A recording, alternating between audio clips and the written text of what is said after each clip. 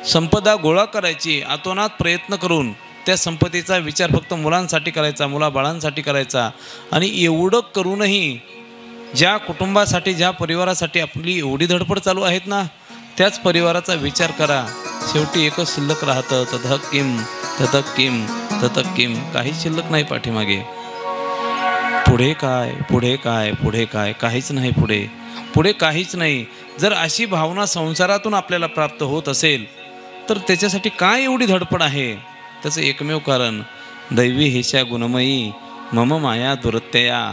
सगळ्यांना कळतं भय वाटे पर हा न सुटे संसार, न सुटे संसार, न सुटे संसार. भय वाटे पर न सुटे संसार, न सुटे संसार, न सुटे संसार. भय वाटे पर न सुटे हा संसार.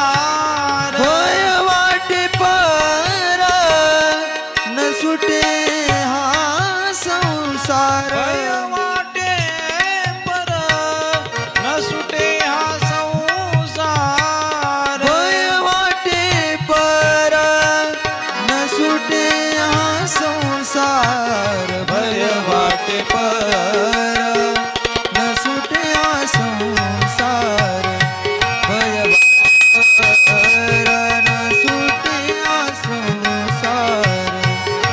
वाटे पर न सुटे हा संसार.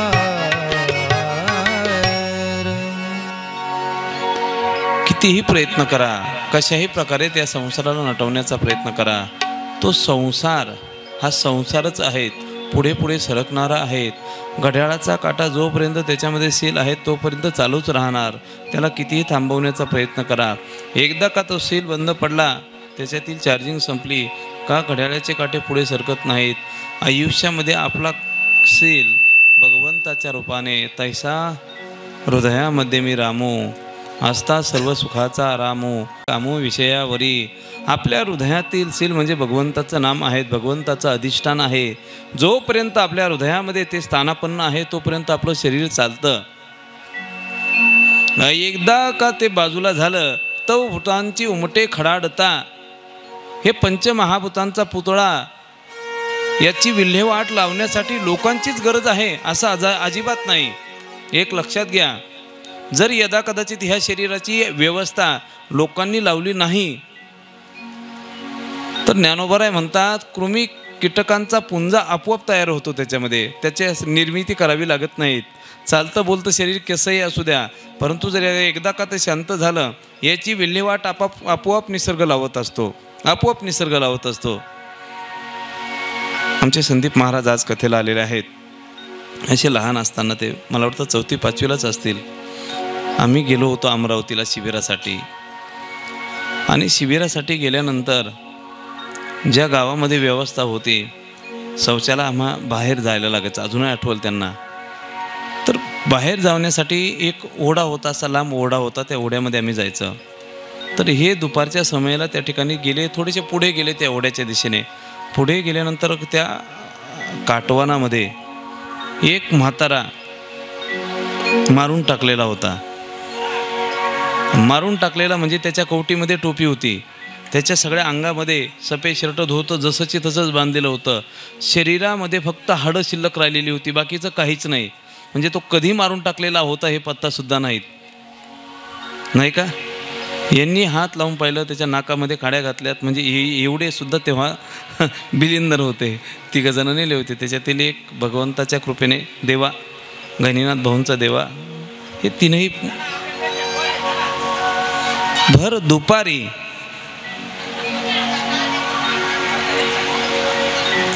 दुपारी जेव्हा जर पाहिलं तर तो व्यक्ती जेव्हा पाहिला तर कितीतरी काळ झाला होता की त्याचं फक्त शरीर शिल्लक राहिलेलं होतं. आपलं हे हाडं शिल्लक राहिलेली होती, पासोळ्या हाडं, सगळं हाडांचा सापळा शिल्लक होता. म्हणजे जर यदा कदाचित विचार केला, ज्यांनी मारला असेल किंवा तो मेलेला असेल त्याचा विचार सोडून द्या, त्याची विल्हेवाट लावण्यासाठी कोणी नव्हतं. निसर्ग त्याची विल्हेवाट आपोआप लावतो. फक्त आपल्याला जाण्याची वाट पाहिली जाते. जर यदा कदाचित असं शरीर असं जीवन असेल तर मग कमीत कमी ऐसे का हो न करा काही, पुढे नाही नासू द्या. हे शरीर संपल्यानंतर सुद्धा काहीतरी शिल्लक ठेवावं. तुका म्हणे एका मरणेची सरे, उत्तमची उरे कीर्ती मागे. मनुष्य शरीराने जाणला जात नाही, मनुष्य शरीराने ओळखला जात नाही. तो काळा आहे की गोरा आहे की सुंदर किती आहेत याचा विचार केला जात नाही. त्याचं सौंदर्य बाजूला राहतं, त्याचं कर्तृत्व पुढे येत असतं. पुण्यश्लोक अहिल्याबाई होळकर यांचं चरित्र जेव्हा डोळ्यासमोर येतंय त्या अशाच होत्या असं ठामपणे कोणी सांगू शकत नाही. परंतु त्यांचं कर्तृत्व आजही सगळ्या महाराष्ट्राला, सगळ्या देशाला भुरळ पाडते. का कर्तृत्व प्रधान स्त्री कशा प्रकारे असावी, तिने कशा प्रकारे जीवन जगलं पाहिजे.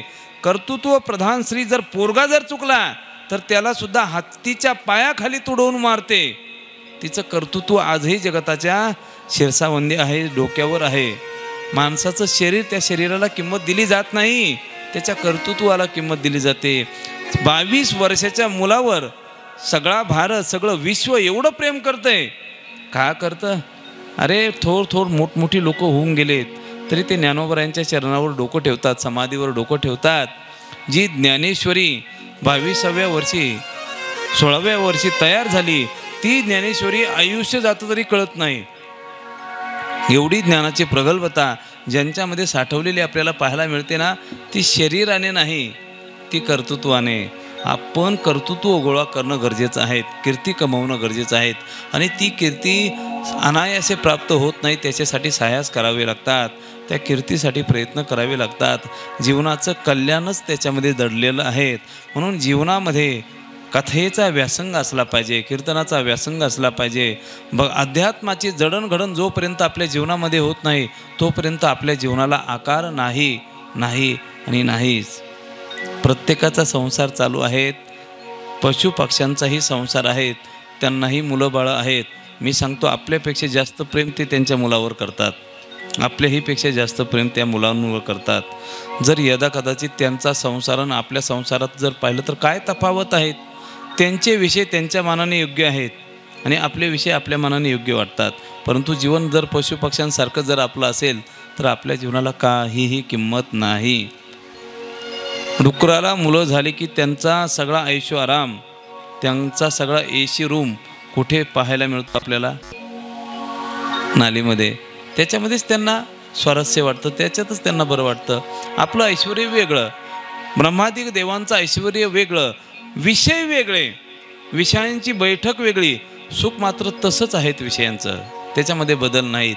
असं विनाशी सुख त्याच्याच अनुषंगाने जर आपण वाहावत गेलात तर मला वाटतं आपल्या जीवनाची शृंखला परंपरा आपण खंडित करतो की काय. ती जीवनाची शृंखला, मिळालेलं जीवन त्याचं सार्थक करण्याचा विचार आपल्याकडनं दूर होतो की काय अशी भावना निर्माण होते.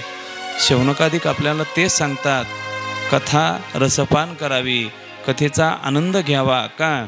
कारण हा त्रिवेणी संगम पुन्हा पुन्हा येत नाही. ह्या कथा, ह्या संगमामध्ये डुबकी मारण्याचा प्रयत्न करावा. इथं डुबकी मारत असताना बुडता येत नाही, तिथून तरून जावं लागतं. का? कारण ह्या त्रिवेणी संगमामध्ये कथा, भगवंताची कथा आहे, भगवंत आहे आणि भगवंताची भक्ती आहे. कथा त्रिवेणी संगम, कथा त्रिवेणी संगम, कथा त्रिवेणी संगम, कथा त्रिवेणी संगम. देव भक्त आणि नाम, देव भक्त आणि नाम, देवा भक्त आणि नाम,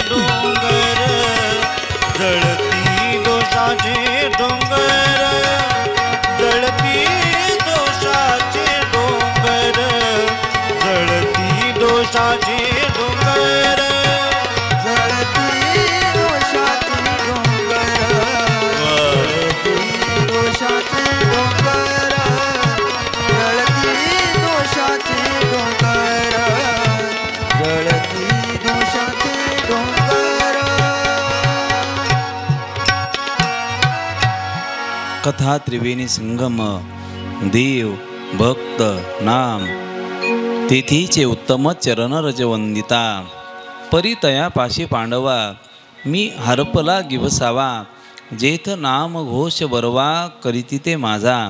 ज्या ठिकाणी भगवंताचं नामचिंतन केलं जातं त्या ठिकाणी साक्षात भगवंताचा आविष्कार आजूबाजूला दरवळताना पाहायला मिळतोय. कुठे नका पाहू करा हरिकथा तेथे अवचिता सापडेल. भगवंताला शोधण्यासाठी इकडे तिकडे धरपटवू नका. विनाकारण तीर्थयात्रा करत इकडे तिकडे तुका म्हणे फिरे भोंडीने दमजिरे इकडे तिकडे फिरूच नका तुम्ही. भगवंताला शोधायचं असेल ना आपल्याला कथेमध्येच सापडेल. ज्या ठिकाणी भगवंताची कथा चाललेली आहेत त्याच ठिकाणी भगवंत येऊन राहतात. आणि हे भगवंताचे संस्कार आपण सुद्धा घेतलेत ना. जर आपली कुणीतरी स्तुती करत असेल आपली कुणी वाहवाह करत असेल त्याचे बोल कसे वाटतात आपल्याला गोड वाटतात ना. मग जर आपल्या सामान्य माणसाला जर आपली स्तुती गोड वाटत असेल मग भगवंताचे गुणगान गायल्यानंतर भगवंत इकडे तिकडे कशाला फिरतील. ज्या ठिकाणी भगवंताचे गुणगान गायले जातात त्याच ठिकाणी भगवंत येऊन राहतात.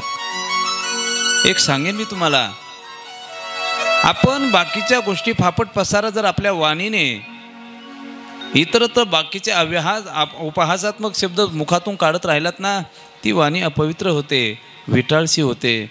परंतु भगवंताची वाणी भगवंताचं चिंतन जर आपल्या वाणीतून झालं तर त्याचा विचार सांगतात. ममत्वेतां वाणी गुणकथन पुण्येन भवतः पुरामित्यर्थेस्मिन् पुरमथन बुद्धिर्व्यवसितः.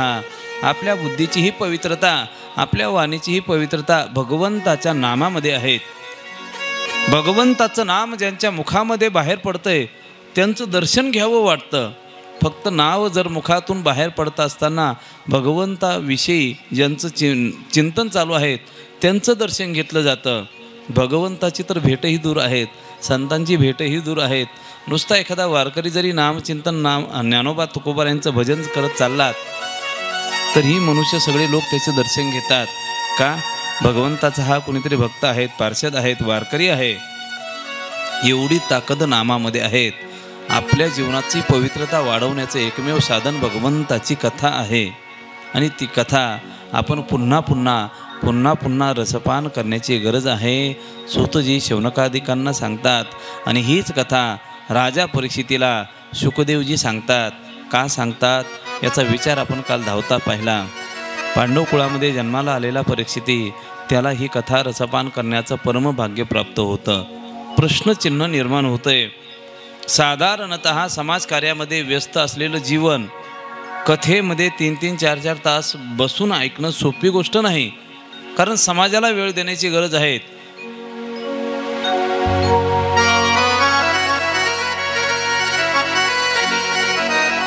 राजा प्रजा द्वाड देश तुकोबराय म्हणतात.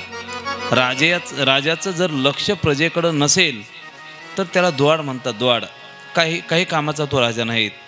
राजा त्याच प्रजेची सेवा करताना शोभा दिसतोय त्याची शोभा वाढते. राजा परीक्षिती हा राजा आहे. प्रजेची सेवा सोडून तो जर कथा ऐकत असेल तर तो त्याच्या कर्मापासून दूर होतोय अशी संभावना निर्माण होते. आणि एवढी व्यस्तता असताना सुद्धा तो राजा परीक्षिती गेली 7 दिवस कथा रसपान करतो. याचं नेमकं कारण काय त्याचं कारण सांगितलं मी. जेव्हा पांडव स्वर्गारोहणासाठी निघतात अपशकुन होतात. कलीला आरंभ होतो आणि कलीला आरंभ होत असताना घडलेले अपशकुन त्या अपशकुनातून सहजच आहे पांडव विचार करतात की आता आपल्याला थांबणं योग्य नाही करावं काय याचा विचार करत असतानाच राजा परीक्षितीला राजगादी प्राप्त करून देतात. गादीवर बसवतात आणि स्वर्गारोहणासाठी आपलं प्रस्थान करतात. राजा परीक्षिती विचार करतोय. सिंहासनाचा स्वीकार करत असताना सहज मनामध्ये भावना येते आपलं राज्य कसं आहे कसं असावं याची विचारणा प्रजेमध्ये गेल्याशिवाय आपल्याला लक्षात येणार नाहीत. जुन्या राजांची परंपरा होती. जोपर्यंत संपूर्ण भ्रमंती केली जात नाही राज्याची तोपर्यंत त्याला सिंहासनावर बसवलं जात नव्हतं.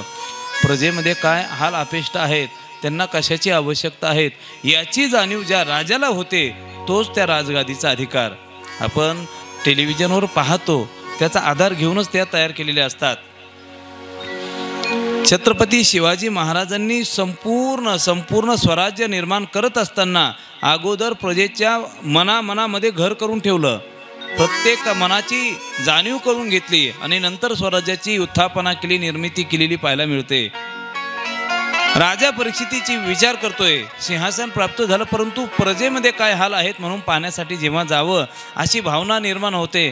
तोच राजा परीक्षिती प्रजेमध्ये जातोय. इकडे तिकडे फिरत असताना, इतरत्र फिरत असताना त्याला एक प्रसंग समोर दिसतो.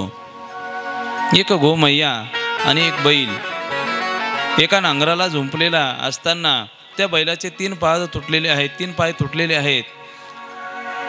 आणि अशाही परिस्थितीत एक काळा कुट्ट पुरुष त्यांच्याकडनं नांगरटी करताना पाहायला मिळतो. हातामध्ये असलेला आसूड त्यांच्यावर प्रहार केला जातो आणि प्रहार करत असताना डोळ्यातून अश्रू वाहत असलेली ती गोमाता काहीतरी आकांत करते, काहीतरी आवाज कोणाला तरी देवा म्हणून आरडाओरडा करते. आणि हे दृश्य जेव्हा राजा परीक्षितीच्या निदर्शनात येते, दृष्टिक्षेपात येते, तेव्हा तोच राजा परीक्षिती त्या ठिकाणी जातोय आणि गेल्यानंतर पाहतोय राग अनावर होतोय. गो प्रतिपालक नाम विधान म्हणून आपल्या पुढे लावलं जातं आणि आपल्याच राज्यामध्ये गोमातेची अशा प्रकारे हेटाळणी केली जाते. कोण असावा? म्यानातील तलवार काढली जाते आणि एकदम त्या काळ्या कुट्ट पुरुषावर तुटून पडतो. लक्षात येते आपला शिरच्छेद होणार म्हणून तोच पुरुष राजा परीक्षितीचे पाय पकडतो. राजन मला सोडा, मला मुक्त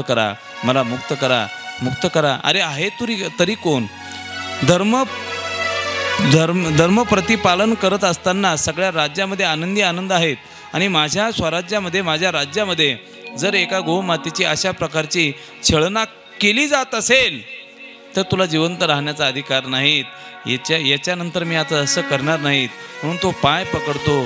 शरण आल्यानंतर त्याच ठिकाणी राजा परीक्षिती सांगतोय आता तुला ह्या ठिकाणी राहता येणार नाहीत, तुला हे ठिकाण सोडावं लागेल. आणि तो मनुष्य हसायला सुरुवात करतो.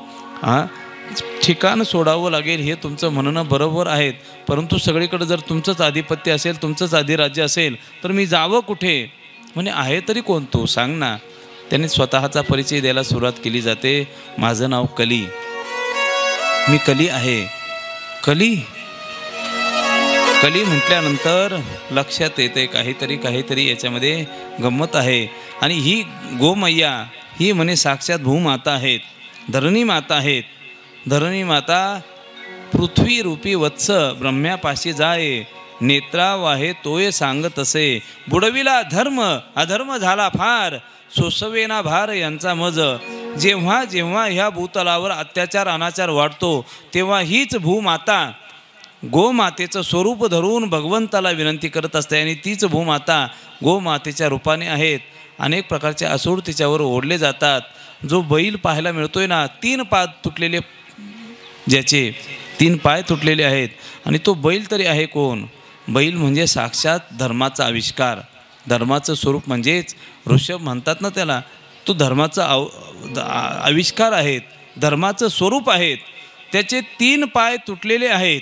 धर्म हा 4 पायावर शिल्लक राहतोय, उभा राहतोय. सत्य, तप, दान, दया हे 4 पाय धर्माचे आहेत. सत्य, तप, दान, दया. सतयुगामध्ये सत्य संपून गेलं, इथपर्यंत येऊन थांबलं नाही. सत्य संपलंय, तप संपलंय.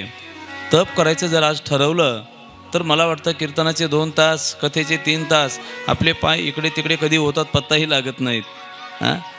तप करत असताना 10-10, 12-12 तास एक बैठकीमध्ये बसावं लागतं, चिंतन करावं लागतं, एकाग्र व्हावं लागतं. तप साधना संपली, दयाही संपली. सर्वाभूती दया हे भांडवल संता. दयासुद्धा मनुष्याच्या अंतःकरणामध्ये नाही. जर यदा कदाचित आपल्यासमोर एखादा अपघात झालेला असेल, जर यदा कदाचित अवतीभोवती पाहिलं तर आपण सगळे फोटो काढणारे जास्त असतात, व्हिडिओ काढणारे जास्त असतात.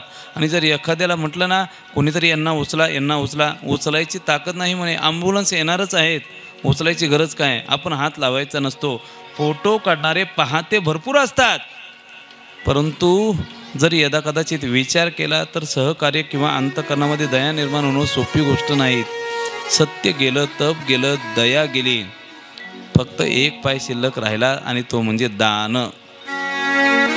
अजूनही दानधर्म बऱ्यापैकी घडतो, आपल्याकडे चालू आहेत. दानधर्म चालू आहेत म्हणून धर्म टिकून आहे. आजही कोणतं सत्कार्य, हे एवढं मोठं कार्य ही मंडळी करते, एकट्याच्या जीवावर नाही. आपण सर्व मंडळी सहकार्य करतात, आपली वर्गणी देतात, देणगी देतात, दान देतात, म्हणून हे कार्य उभं आहेत. तो धर्म, दान ह्या फक्त एका पायावर शिल्लक आहेत आणि त्या धर्माचा विचार केला जातो. आणि कलीला विचारलं जातं, आता बाबा तू जाणार तरी कुठे, जाणार तरी कुठे? कली म्हणतो, काही नाही, मला 2-4 ठिकाणं राहण्याचे द्या. ते ठिकाणं प्राप्त झाल्यानंतर मी सुखाने परत दुसरीकडे तुम्हाला कुठं दिसणार नाही, त्याच ठिकाणी राहील. आणि मग 4 ठिकाणं दिले जातात. ज्या ठिकाणी दूध खेळलं जातं, जुगार खेळली जाते, त्या ठिकाणी कलीला स्थानापन्न केलं जातं. ज्या ठिकाणी मदिरापान केलं जातं ते ठिकाण त्या ठिकाणी कलीला दिलं जातं. ज्या ठिकाणी वेश्यागमन केलं जातं, 3रं ठिकाण त्याला दिलं जातं. आणि ज्या ठिकाणी हिंसा केली जाते ना, कसायाचा धंदा, असे 4 ठिकाणं दिले जातात कलीला. म्हणून बघा तुम्ही या 4ही ठिकाणांमध्ये कधी सात्विक माणसं जात नाहीत, कधी पाहायला मिळत नाहीत. आणि जेव्हा ह्या 4 ठिकाणांचा विचार आलात तर तेव्हा सहज मनामध्ये भावना निर्माण होते, सहज हसायला लागतो कली. काय म्हणे, तुम्हाला उदार चक्रवर्ती म्हणतात, उदार चक्रवर्ती म्हणतात. ह्या 4 ठिकाणांचा जर विचार केला तर एकही ठिकाण चांगलं नाही, तुम्हाला औदार्य उदार कसं काय म्हणावं? मग 5वं ठिकाण दिलं जातं, कांचनम आश्रयेत. सुवर्णामध्ये तुम्ही सुवर्णाचा आश्रय करा, संपदेचा आश्रय करा, सुवर्णाचा आश्रय करा. हे आशीर्वाद दिल्याबरोबर त्या ठिकाणी कली त्या ठिकाणावरून स्थानापन्न होतो, निघून जात, प्रस्थान करतो आणि जे जे ठिकाणं दिलेली आहेत त्या ठिकाणी जाऊन बसतो. तोच राजा परीक्षिती फिरत फिरत फिरत आपल्या खजिनागृहामध्ये जातो आणि त्या खजिनागृहामध्ये पडलेला एक मुकुट आणि तोच मुकुट घेतोय, पाहतो अत्यंत सुंदर सुंदर मुकुट आहेत, परंतु तो सुंदर मुकुट पाहत पाहत पाहत आपल्या डोक्यावर तो ठेवून देतो. डोक्यावर ठेवल्याबरोबर तो मुकुट असतो जरासंधाचा. अस्थि आणि प्राप्ती मारल्यानंतर तो मारल्यानंतर त्याच कंसाला मारल्यानंतर अस्थि आणि प्राप्ती स्वतःच्या बापाकडे जातात. ज्या आईबापांकडे गेल्यानंतर तोच जरासंध भगवान श्रीकृष्णाला मारण्याचा प्रयत्न करतो. मारण्याचा प्रयत्न करत असताना मारलं जात नाही, तेव्हा 18व्या वेळेस भगवंत त्या ठिकाणावरून पलायन करतात आणि द्वारिका नगरी उभी करतात. भगवंताच्याही मनामध्ये सहल होती का जरासंधाला कोण मारणार. भीमाचा विचार केला जातो आणि तोच भीम जरासंधाला मारतो, 2 तुकडे करतो, 1 तुकडा इकडे 1 तुकडा इकडे. जरासंध संपतो, परंतु त्याच्या डोक्यावरचा मुखवटा भीमाला आवडतो म्हणून आपल्या खजिनागृहामध्ये आणून टाकतो. आणि तिचा पुतळा असलेला जरासंध त्याचा मुकुट जसा डोक्यावर ठेवला जातो तसा कली राजा परीक्षितीच्या शरीरामध्ये प्रवेश करतो. परिणामतः त्याच परिस्थितीकडनं शमीक ऋषींचा अपराध घडतो आणि शृंगीचा शाप दिला जातो. शाप दिल्यानंतर 7 दिवसात तक्षक येऊन राजा परीक्षितीचं जीवन समापन होईल, संपेल, त्याचं जीवन संपेल. हा शाप दिल्यानंतर परिणामतः जीवनच जर 7 दिवस राहिलं तर आता बाकीच्या घटकेमध्ये, बाकीच्या गोष्टींमध्ये आपण आपलं मन कसं अडकवावं, म्हणून राज्याचा परित्याग करून आपल्या स्वतःच्या पुत्राला राजगादी सिंहासन देऊन तोच राजा परीक्षिती सुखदेवांच्या समोर कथारसपान करायला सुरुवात करतो.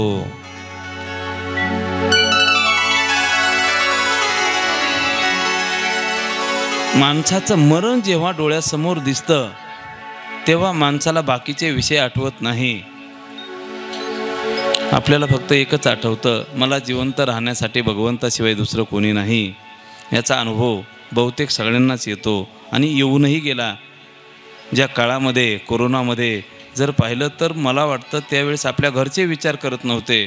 घरचे विचार म्हणजे दरवाजातूनच असं गपचूप ताट ढकलून पाठवायचे पुढे. त्यांच्यामुळे आपलं जीवन संपू नये. आणि काही लोक असे होते, आपल्याच नाशिकची एक घटना पाहिली होती मी. ती कोणती स्त्री होती, सगळ्या प्रेतांना जाळण्याचं काम तीच करायची एकटी, परंतु तिला कोरोना आलाही नाही, गेलाही नाही, काहीच नाही. श्रीमंत लोक त्यांचे घरचे मडे ॲम्ब्युलन्समध्ये यायचे, तिकडे पडायचे, लांबूनच 50-50 फुटावरून पाहायचे, रडायचे, परंतु जात नव्हते जवळ. का? त्यांच्यासोबत आपलंही आगमन नको व्हायला, आपलंही प्रस्थान नको व्हायला. प्रसंग जेव्हा येतो तेव्हा आपले कोणीच नव्हती, निश्चय चित्ती दृढ झाला. आपलं कोणी राहत नाहीत. परंतु असं जरी असेल, आपलं कोणीच नाही आणि असेही काही कुटुंब मी पाहिलेत का त्या कुटुंबामध्ये आपल्याला काहीही जरी झालं तरी चालेल, परंतु आमचा माणूस वाचला पाहिजे. आतोनात प्रयत्न केलेले माणसंसुद्धा मी पाहिलेत. प्रसंग आल्याशिवाय माणसाला त्या ठिकाणी लक्षात येत नाहीत. मरण जेव्हा डोळ्यासमोर येतं तेव्हा फक्त आपल्याला एकच आठवतं आणि तो म्हणजे भगवंत, देव आठवतो. राजा परीक्षितीला माहीत आहेत आपल्याकडे आता फक्त 7 दिवस शिल्लक राहिलेत. आता ह्यामध्ये आपल्याला करायचं काय आहे? फक्त भगवंताचं चिंतन. आणि त्याचं भगवंताच्या चिंतनाच्या अनुषंगाने 7 दिवसामध्ये आपल्याला मुक्ती कशी मिळेल, आपलं जीवन पूर्ण कसं होईल, याच्यासाठी धडपड करत असलेला राजा परीक्षिती शुकदेवांचा आधार घेतो.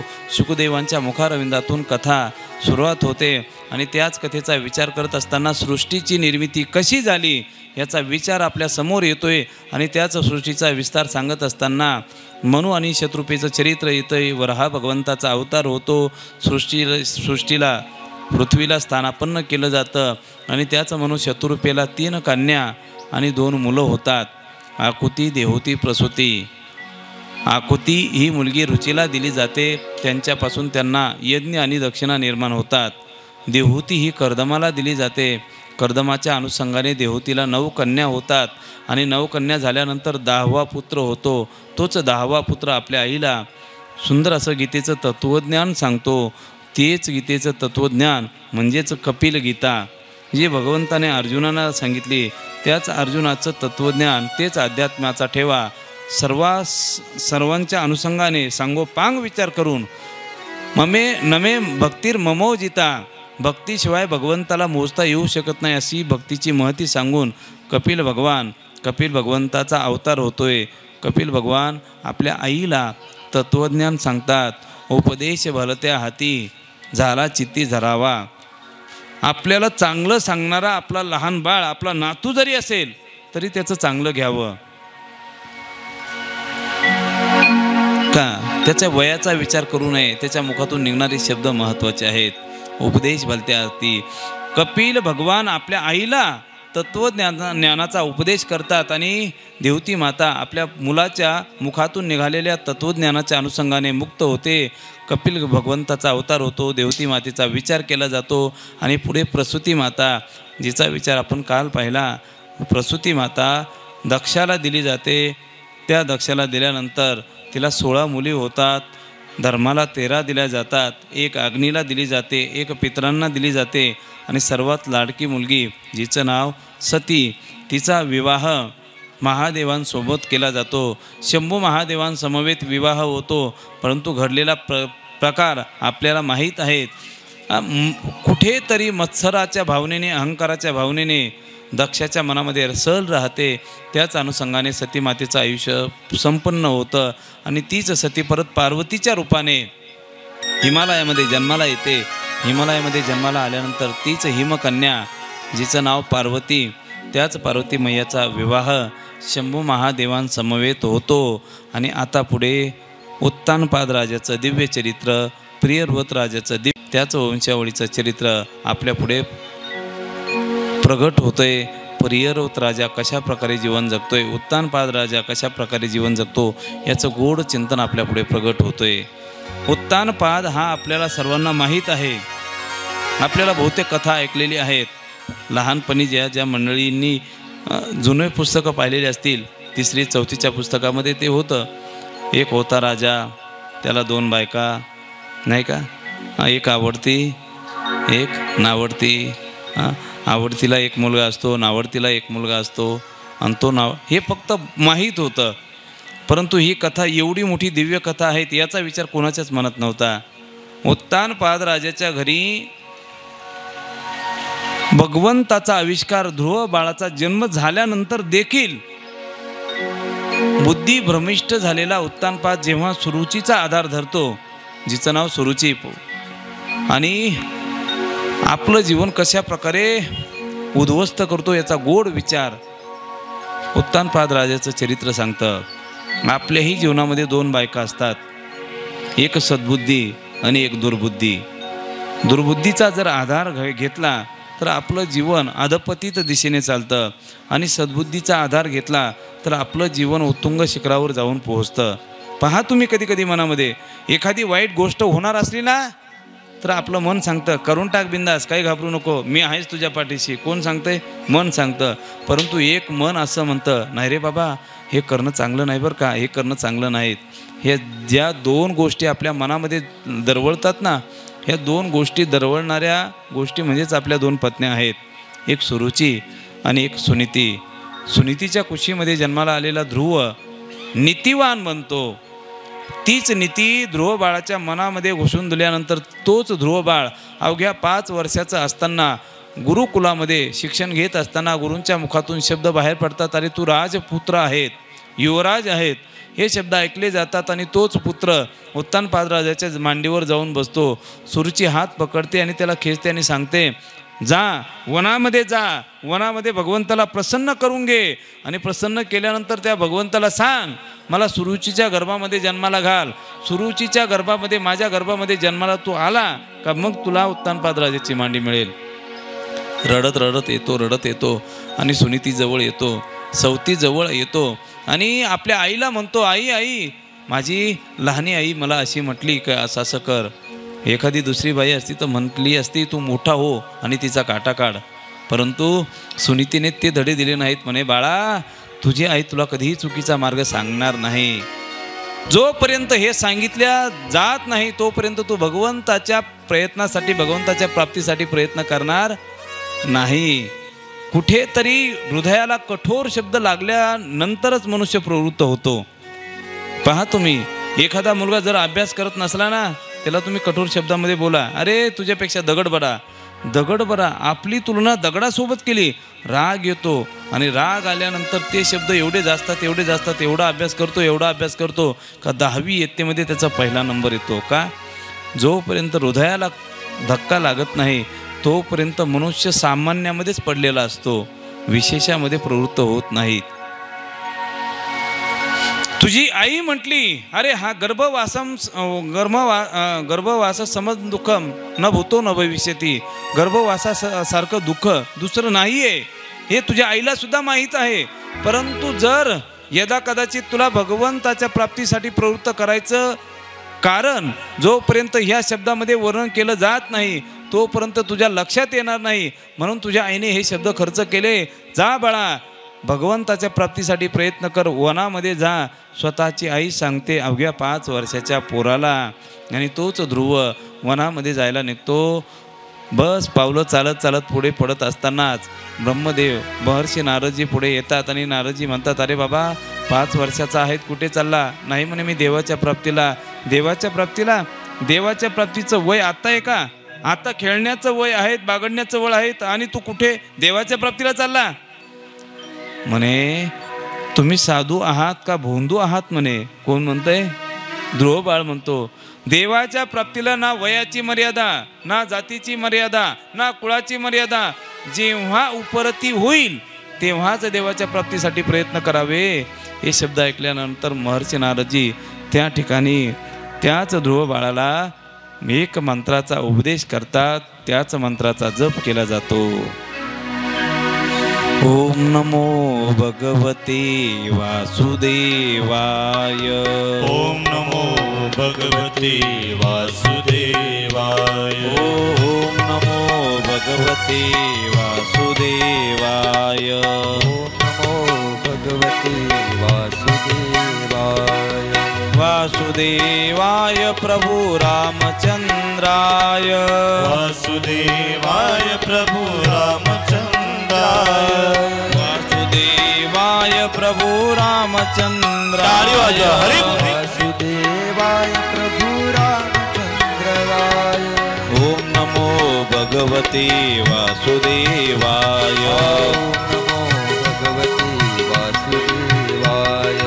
ओम नमो भगवते वासुदेवाय. ओम नमो भगवते वासुदेवाय.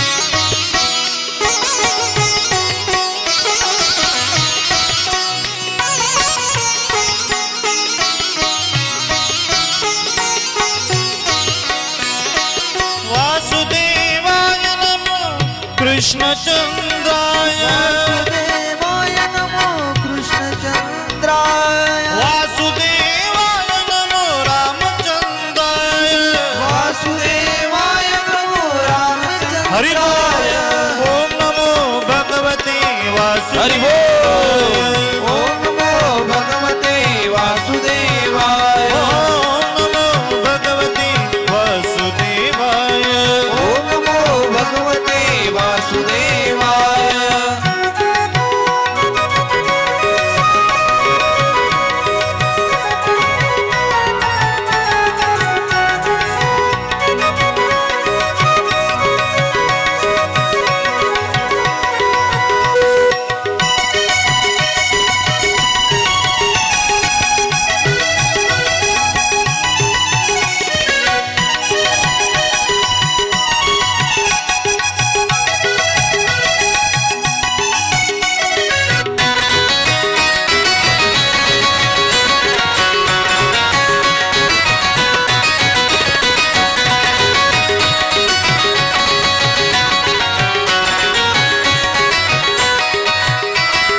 वासुदेवाय नमो कृष्णचंद्राय वासुदेवाय टाळी वाजवा भजन करा हरि बोल वासुदेवाय नमो कृष्णचंद्राय वासुदेवाय नमो कृष्णचंद्राय ओम नमो भगवते वासुदेवाय ओम नमो भगवते वासुदेवाय ओम नमो भगवते वासुदेवाय ओम नमो भगवते वासुदेवाय ओम नमो भगवते वासुदेवाय ओम नमो भगवते वासुदेवाय गोविंदा गोपाला मुरली मनोहर नंदलाला गोविंदा गोपाला यबा मनोहर नंदलाला गोविंदा गोपाला मुरली मनोहर नंदलाला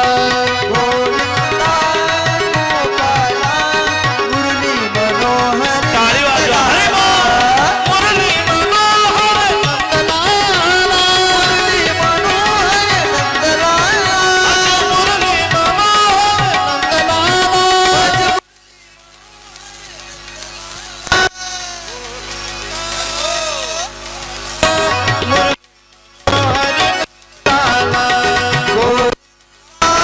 गोपाला मुरली मनोहर नंदलाला गोविंदा गोपाला मुरली मनोहर गोविंदा गोपाला मुरली मनोहर नंदलाला गोविंदा गोपाला मुरली मनोहर नंदलाला गोविंदा गोपाला मुरली मनोहर नंदलाला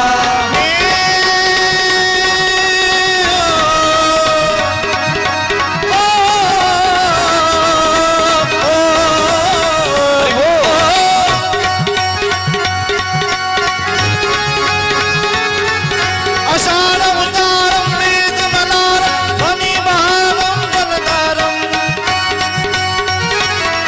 नागोरपकारं मयूरपुकारं तडितातारं विस्तारं तडितातारं विस्तारम्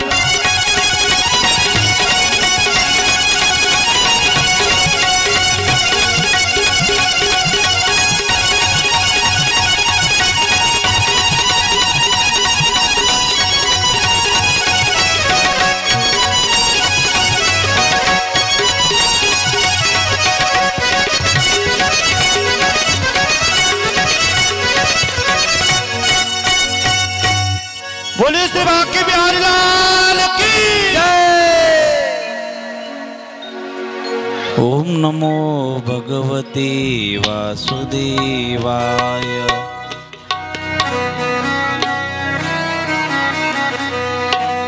ओम नमो भगवते वासुदेवाय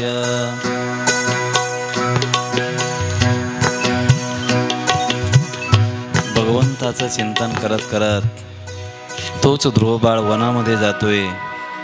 1 दिवस 2 दिवस 3 दिवस तब्बल 6 महिने भगवंताचं चिंतन केलं जातं. 6 महिने 5 वर्षाचं पोरगं चिंतन करतंय. काय काय काय वाटलं असेल स्वतःच्या आईला? काय वाटलं असेल? स्नेहापेक्षा कर्तृत्व महत्त्वाचं आहेत असं ज्या आईला वाटतं त्या आईचा मुलगा कधीच भरकटत नाहीत, विषयामध्ये अडकत नाही. सुनीतीला माहीत आहे, जाको राखे साईया मार न सके कोय, बालन बाका होय जब जगवैरी होय. भगवंत ज्याची रक्षा करतात त्याचा केस सुद्धा वाकडा होऊ शकत नाही, एवढी ताकद जगतामध्ये नाही. ज्याचा सखा हरी त्यासी विश्व कृपा करी. भगवंत ज्याचा सखा आहे त्याला काहीच होऊ शकत नाही, हे आईला माहीत आहे. 6 महिने भगवंताचं चिंतन करत असलेला बाळ ध्रुव भगवंताला का दया आली नाही? लवकर भेट द्यायला पाहिजे ना, लवकर भेट द्यायला पाहिजे, का दया आली नाहीत? सगळ्या जगताला टाहू फोडून सांगण्याचा प्रयत्न भगवंत करतात.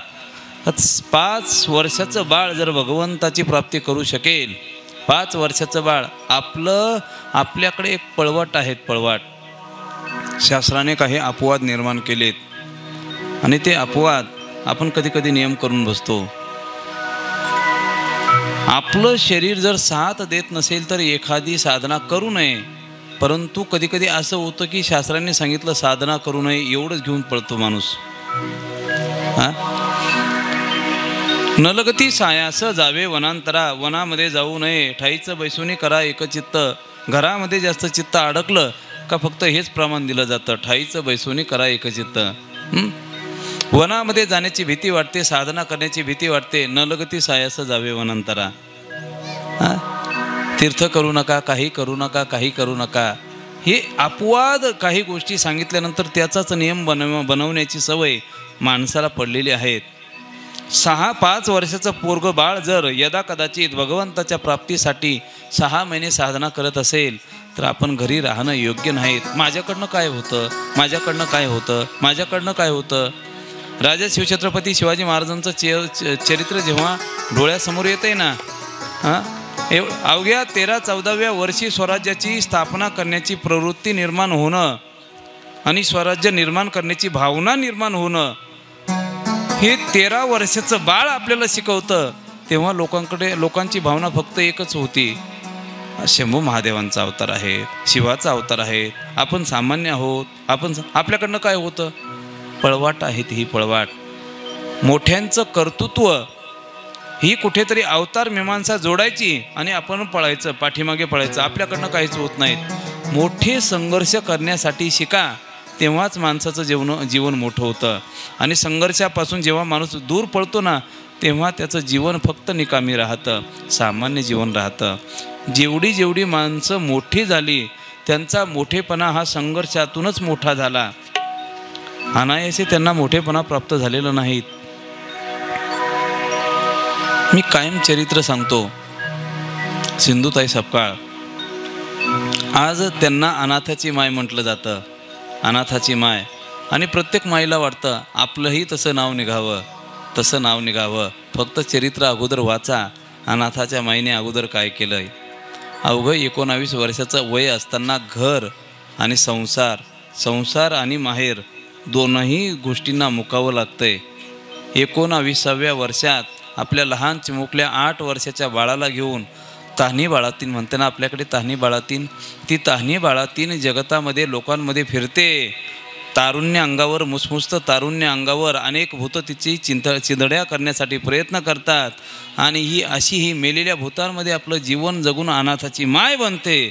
संघर्ष 700-800 पुरस्कार ज्या मातेच्या नावाने जेव्हा पुढे येतात, प्रत्येक मातेला वाटतं की आपणही तसं करावं, आपणही तसं करावं. लक्षात घ्या, ती माय संघर्षाने मोठी झाली.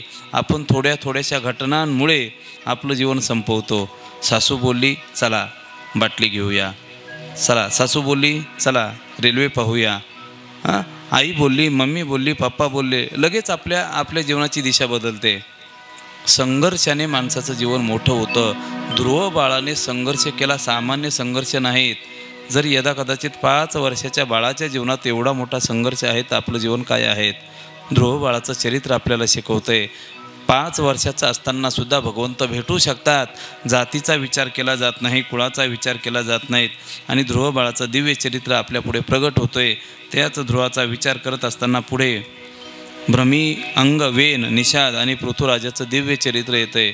तोच पृथ्वीचं मंथन करून ही भूमाता अन्न देण्यासाठी निकामी होते. तेव्हा ह्या भूमातेची सेवा करतो, एवढी सेवा करतो की ह्या ग्रहाला शेवटी नाव पृथ्वी पडतं. म्हणून भूमातेला नाव कधी कोणामुळे पडलं तर पृथ्वीराजामुळे पडलं, एवढं लक्षात ठेवायचं. तोच त्याच्या पुढे प्राचीन बरीचं चरित्र येतं. यज्ञामध्ये अनेक प्रकारचे बळी देत असलेला तो प्राचीन बरी, यज्ञ म्हणजेच भगवंताची प्राप्ती अशी त्याची भावना होते. म्हणून त्याला सांगितलं जातं. पुरंजन आख्यानाचं दिव्य चरित्र महर्षी नारद वर्णन करतात. आणि तेच पुरंजन आख्यान का मनुष्याच्या जीवनात मनुष्याने केलेलं कोणतंही कर्म असू द्या ते व्यर्थ जात नाहीत. तुका म्हणे भाव असता नसता सायास करिता वाया नवजे. मी तुम्हाला सहज जाता जाता प्रश्न विचारेल. तुम्ही ठरवून जर यदा कदाचित चालू गॅसवर बोट ठेवलं तर काय वाटतं? चालू गॅस असताना अग्नी चालू असताना जर बोट ठेवलं तर काय लागतो? नक्की चटकाच लागतो का? आणि सहज दुसरीकडे डोळे करून असं गपचीत जाऊन त्याच्यावर बोट ठेवलं तर काय लागतो? असं थंड वाटतं ना थोडं. म्हणजे जाणीवपूर्वक जर लक्ष देऊन बोट ठेवलं तर चटका बसतो. परंतु जर अनायासे जर धक्का लागला तर काय बसतं? बरं वाटतं ना? काय वाटतं? चटकाच बसतो ना, चटकाच बसतो. म्हणून कोणतीही क्रिया करत असताना ती क्रिया व्यर्थ जाते अशी संभावना मनामध्ये ठेवू नका.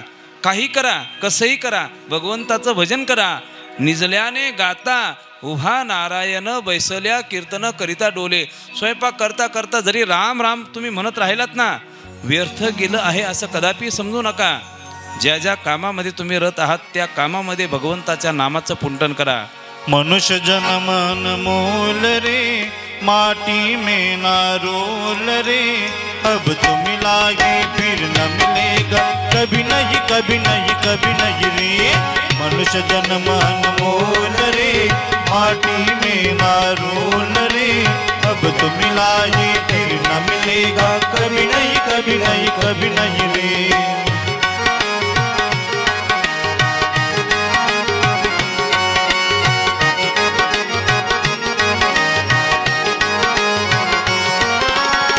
सत्संग में आया कर, गीत प्रभु की गाया कर.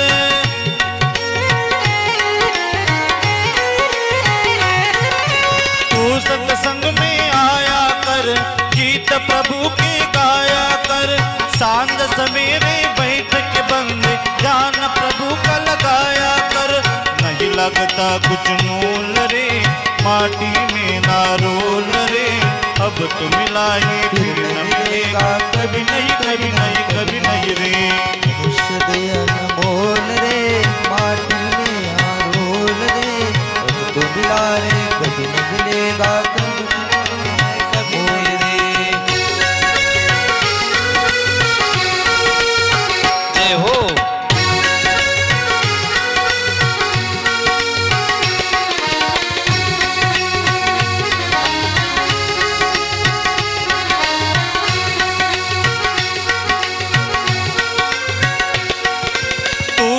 भुला है पानी का, मत कर मान जवानी का.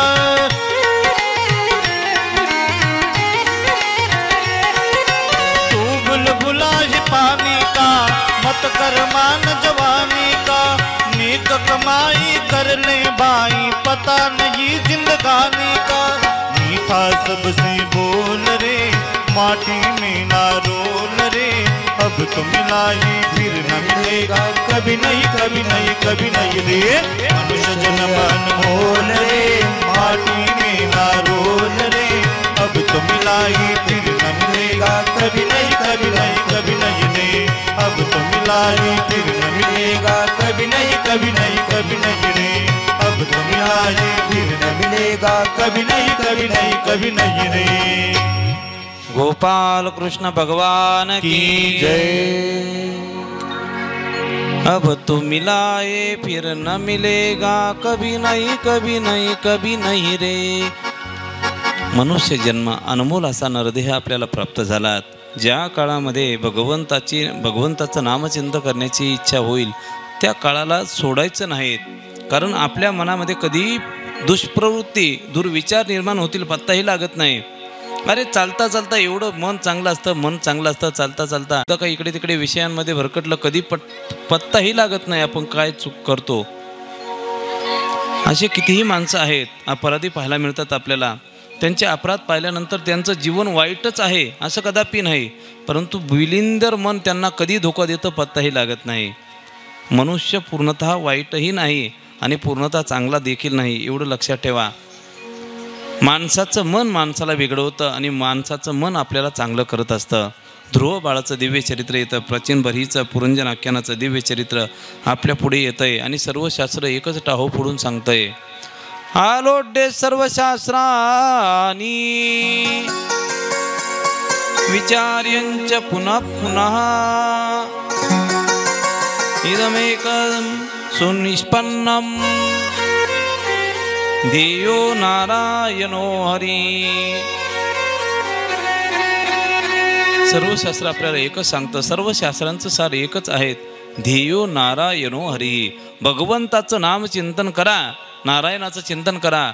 नारायणाचं चिंतनच तुम्हाला याच्यातून तारल्याशिवाय राहणार नाहीत. बाकीच्या कोणत्याही साधना तुम्ही उपवास करा, करू नका असं नाहीत. तुम्ही बाकीचे साधना करा, नामचिंतन करा, परंतु सगळ्या साधना करत असताना त्याला नारायणाची गरज आहे, नारायणाच्या नामाची गरज आहे. जोपर्यंत नारायणाचं चिंतन केलं नाही तोपर्यंत तुम्ही मुक्त होऊ शकत नाही.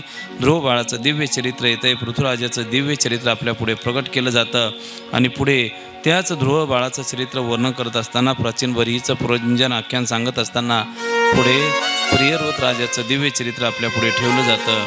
राजा प्रियव्रत राजा मनामध्ये अत्यंत विरक्तीची भावना, संसारामध्ये पडायचं नाही, संसारामध्ये जायचं नाही. आयुष्यम भावनाम.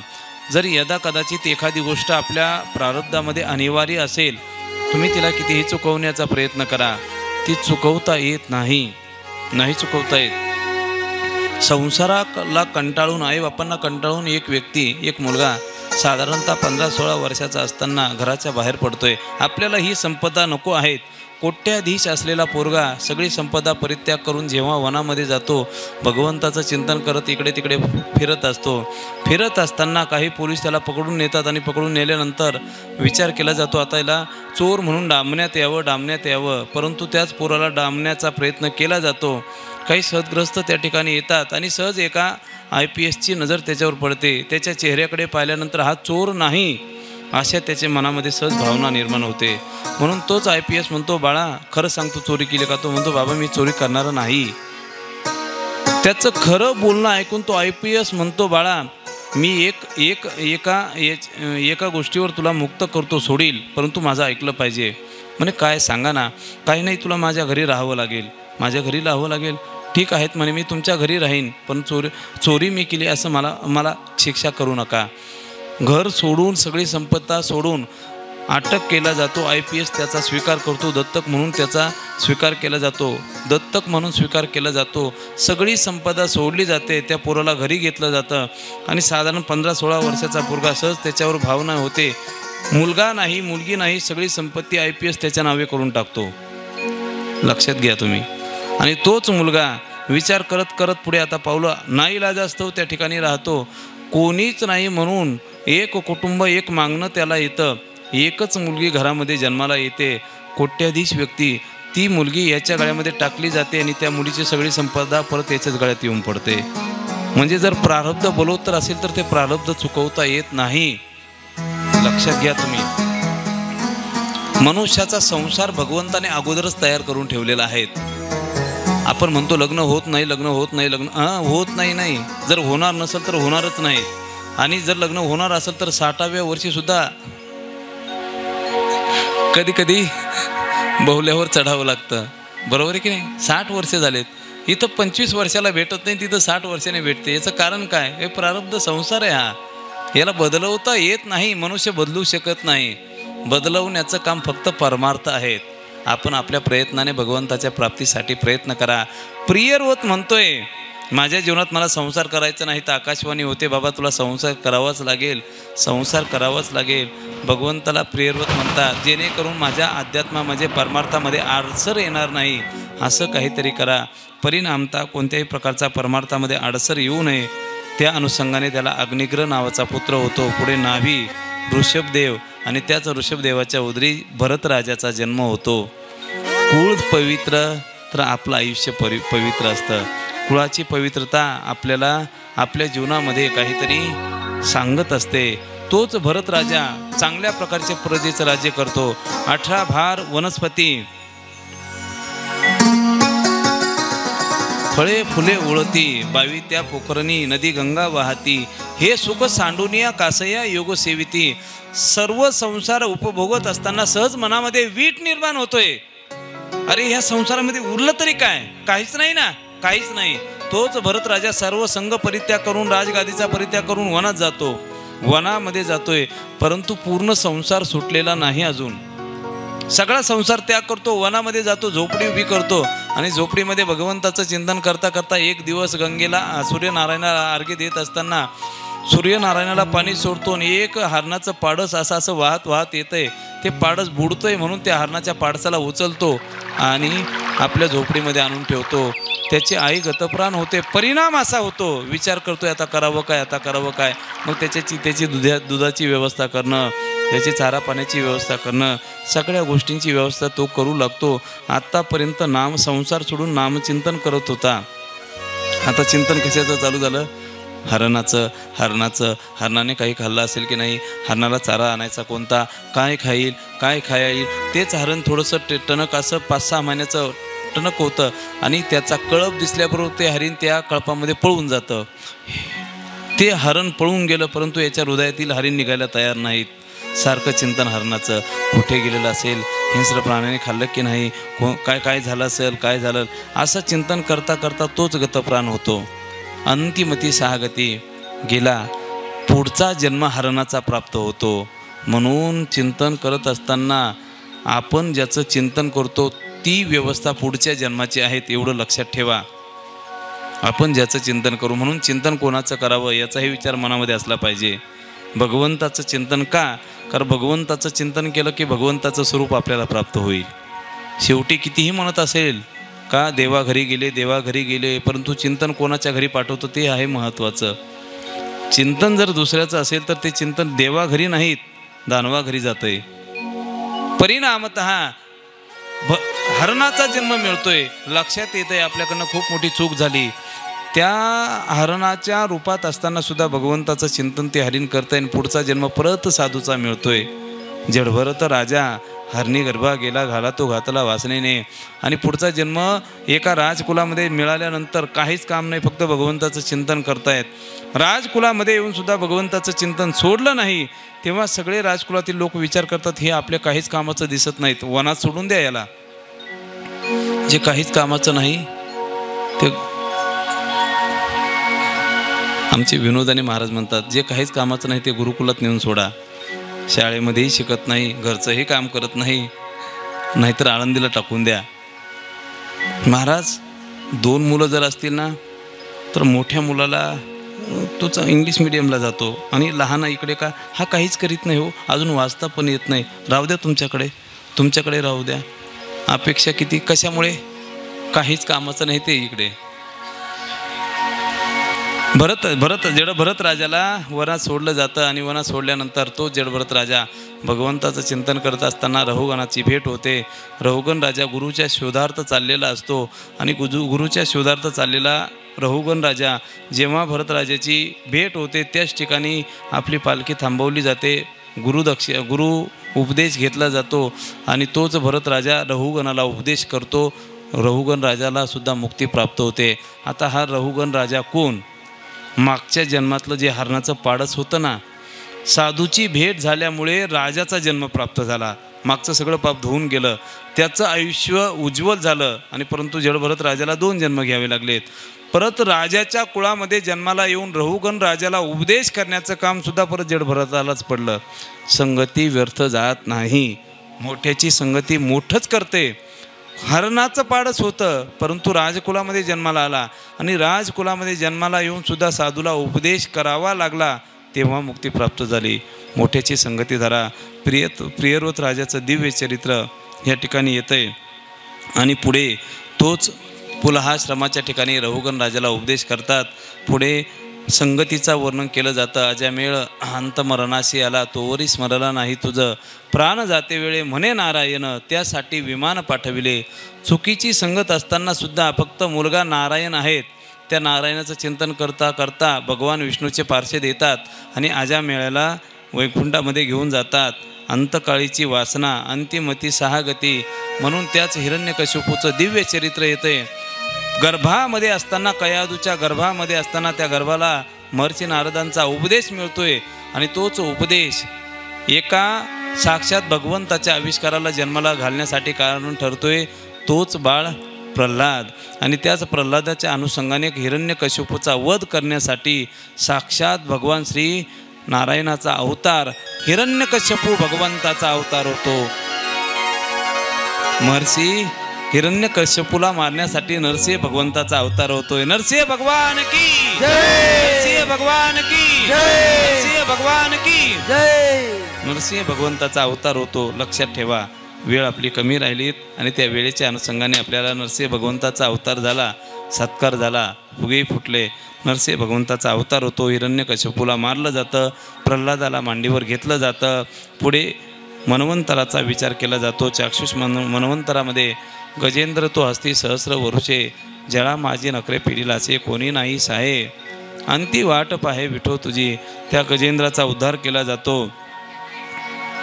मकराचा उद्धार केला जातो. पुढे पयोरोध धारण करून त्या ठिकाणी जेव्हा सगळी संपदा दुर्वासांच्या अगस्त्य ऋषींच्या अनुषंगाने समुद्रामध्ये बुडाली, समुद्र मंथन केलं जातं, 14 रत्न बाहेर पडतात आणि 14 रत्न बाहेर पडल्यानंतर परिणामतः अमृत रस पान करण्यासाठी सगळे दैत्य जास्त खटाटोप करतात. तेव्हा मोहिनी अवतार घेऊन भगवंत त्या ठिकाणी दैत्यांची फसवणूक करतात. राहू केतूला थोडंसं मिळतं म्हणून त्यांचा शिरच्छेद केला जातो, परंतु राहू केतूंना त्याच ठिकाणी थांबावं लागतं. पुढे दैत्यांना संजीवनी विद्याच्या अनुषंगाने जिवंत करून शुक्राचार्य 100 अश्वमेध यज्ञ करतात आणि पुढे 100 अश्वमेध यज्ञ करत असताना 100वा चालू असताना जर हा पूर्ण झाला तर परत देवांवर अधिपत्य मिळेल म्हणून त्या ठिकाणी वामन भगवान अवतार घेतात, बळीला पाताळात घालतात आणि त्या ठिकाणी बळीचं अधिपत्य पाताळामध्ये. तुका म्हणे बळी जीव दिला पायाताळी, असं गोड चरित्र त्या ठिकाणी चाक्षुष मन्वंतरामध्ये येतं आहे. आणि पुढे आता 9व्या स्कंदामध्ये भगवान श्री प्रभू रामचंद्रांचं दिव्य चरित्र येते. आदो राम तपोवनादि गमनम हत्वा मृगम कांचनम वैदेही हरणम जटायुमरणम सुग्रीव संभाषणम वाली निर्दलनम समुद्रतरणम लंकापुरी दाहनम पश्चाद् रावण कुंभकर्ण हननम एतद्धि रामायणम. वैवस्वत मनंतर मनु नभग नाभाग अंबरीश इक्ष्वाकू मांदाता सौबरी सगर भगीरथ खटवांग दीर्घबाहू रघु आज आणि दशरथ राजाच्या उदरी भगवान प्रभू रामचंद्रांचा अवतार होतो. वशिष्ठांच्या अनुषंगाने विश्वामित्रांच्या अनुषंगाने पुत्रकामेष्टी यज्ञ केला जातो, शृंगीला पाचारण केलं जातं आणि तेच पायस पात्र बाहेर पडतं. तिनेही राण्यांना प्रसाद दिला जातो आणि त्याच अनुषंगाने प्रभू रामचंद्र लखनजी भरत शत्रुघ्न यांचा अवतार होतोय. प्रभू रामचंद्र भगवान की जय, लखनलाल की जय, भरतलाल की जय, शत्रुघ्नलाल की जय. चारही भावंड जन्माला येतात. राजा राम राम राम सीता राम राम राम सीता राम राम राम सीता राम राम राम. राजा राम राम राम सीता राम राम राम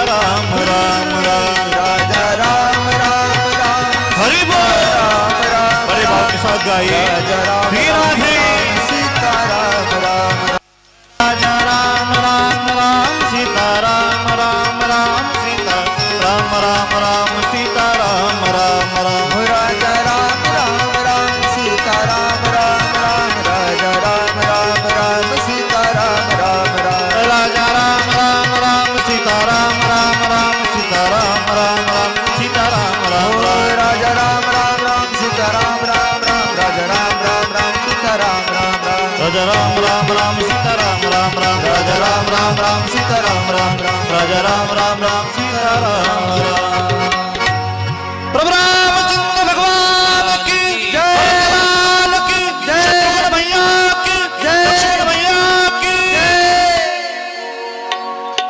प्रभूंचा अवतार होतो. अवतार झाल्यानंतर प्रभू वनामध्ये जातात, अहिल्याचा उद्धार करतात, जनकनगरीमध्ये जातात, सीतामातेचा स्वीकार करतात, अयोध्येमध्ये येतात.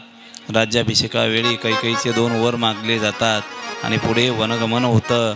राजा दशरथाचा शेवट होतो. 14 वर्ष वनवास पूर्ण होत असताना शबरी मातेची भेट, वालीचं निर्दलन, सुग्रीवाची भेट, मारुतीरायांची भेट, असे अनेक प्रकार करत करत शेवटी भगवंताला सहाय्य करणाऱ्या लखनला शक्ती लागते. राम रावण युद्ध होतं. शेवटी रावणाचा वध होतो आणि पुन्हा अयोध्येमध्ये येऊन राम राज्याभिषेक होतो. कमी वेळामध्ये सगळं चरित्र संपन्न होतं. पुढे आता दशमस्कंदाला आरंभ होत असताना ब्रह्मा अत्री, चंद्रमा पुरुरवा, बुध पुरुरवा, सत्यायू, रय, जय, विजय, गादी, जमदग्नी, नहुष स्वर्गाधिपती झाला. येती यती येती संयती व्यती कृती यांचं दिव्य चरित्र येतं. ऋषपर्वाचं मुलगी शर्मिष्ठा, शुक्राचार्यांचा विचार त्या ठिकाणी पुढे येतोय. देवयानीचा विचार येतोय. यदू, तुर्वसू आणि दासींचे पुत्र दुर्यू, अनुपुरु यांचं दिव्य चरित्र येतं. या पुढे त्याच कुळामध्ये शूरसेनाचा जन्म होतो. त्याच शूरसेनाच्या अनुषंगाने पुढे भगवंताचे पिताश्री वसुदेवांचा जन्म होतो. वसुदेवजी आणि कंस हे मित्र आहेत आणि त्याच कंसाची चुलत बहीण जिचं नाव देवकी, त्याच देवकीच्या समवेत वसुदेवांचा विवाह संपन्न होतो आणि विवाह संपन्न झाल्यानंतर परिणामतः त्याच विवाहामध्ये जय्यत तयारी केली जाते. सगळ्यांना पाचारण केलं जातं. सगळे आनंदी आहेत आणि सगळे आनंदित असतानाच एकदम आकाशवाणी होते. 8वा तो पुत्र वधील तुझला, हिचा 8वा पुत्र तुला मारीन, अशी आकाशवाणी झाल्याबरोबर कंसाचा असुरभाव जागृत होतोय. वसुदेवांना आणि साक्षात देवकी मातेला कारागृहामध्ये बंद केलं जातं.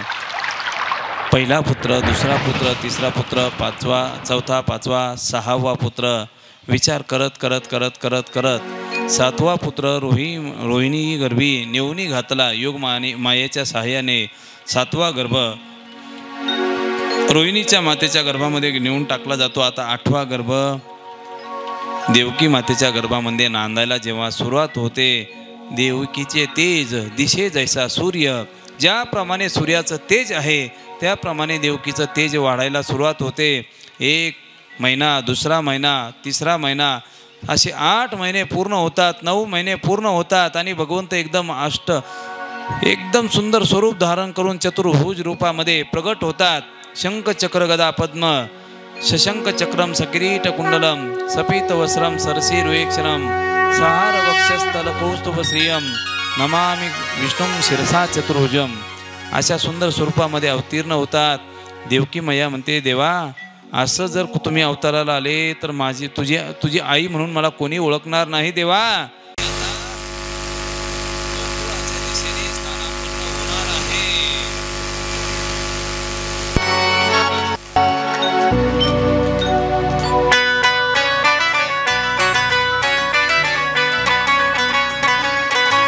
हरी बोल.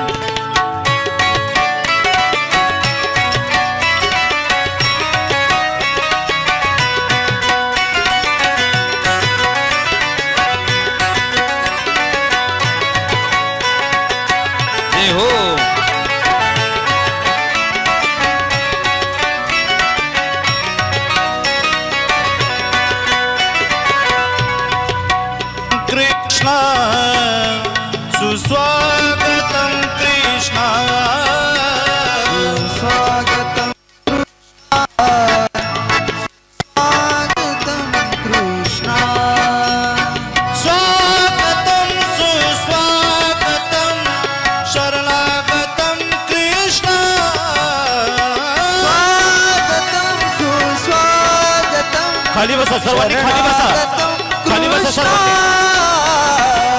स्वागतम सुस्वागतम शरणागतम कृष्ण सुस्वागतम सुस्वागतम शरणागतम कृष्ण स्वागतम कृष्ण सुस्वागतम कृष्ण स्वागतम कृष्ण नंद बाबा स्वागतम कृष्ण स्वागतम कृष्ण स्वागतम कृष्ण सुस्वागतम कृष्ण सुस्वागतम कृष्ण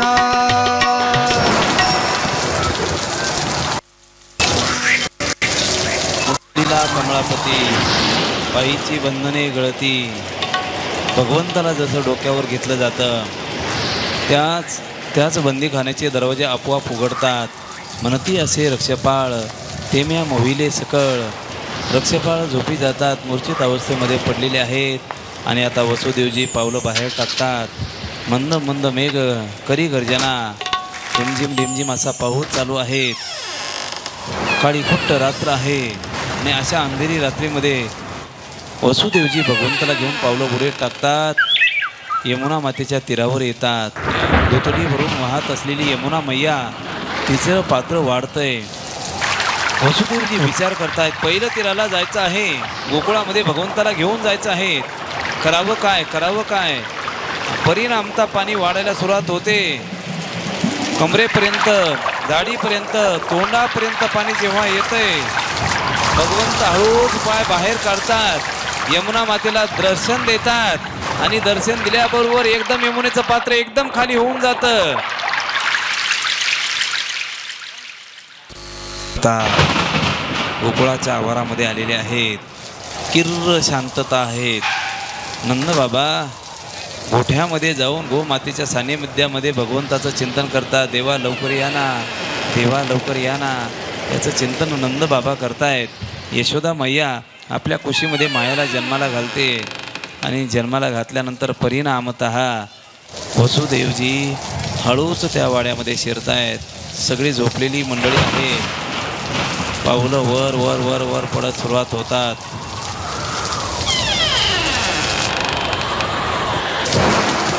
यशोदा मैया सुद्धा निद्रिस्त अवस्थेमध्ये आहेत. वाट पाहतायत. काय चाललंय काय चाललंय. ओम आधार दे. ओम हळूच बस मध्ये प्रवेश होतोय. हळूच पावलं पुढे पुढे पडतायत. यशोदा मैयाच्या जवळ येतात. बाळाला टोपलीतून खाली उतरवलं जातं.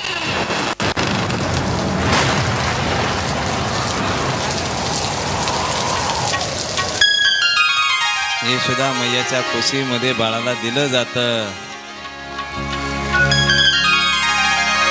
कृष्ण कन्हैया लाल की जय. कृष्ण कन्हैया लाल की जय. बालकृष्ण भगवान की जय.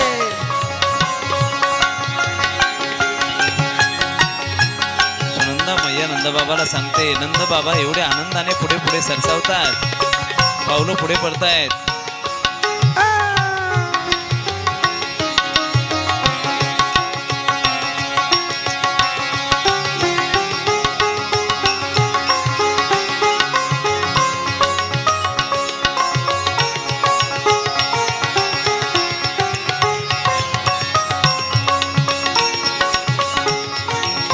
खाली बसा. हा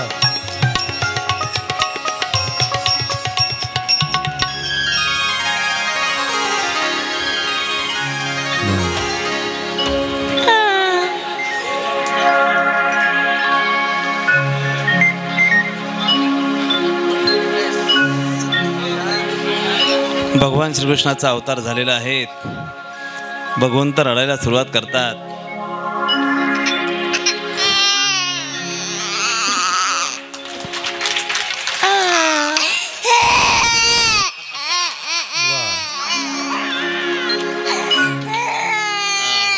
बस बस बस बस बस बस बस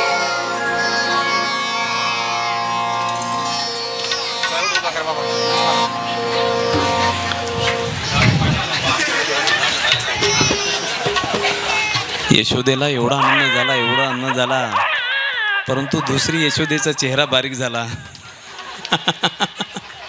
नाही का. भगवंताचा अवतार झालेला आहे आणि आता नंद उत्सव या ठिकाणी साजरा केला जात आहे. संपूर्ण गोकुळामध्ये फक्त एकच आनंद आहेत, एकच आनंद.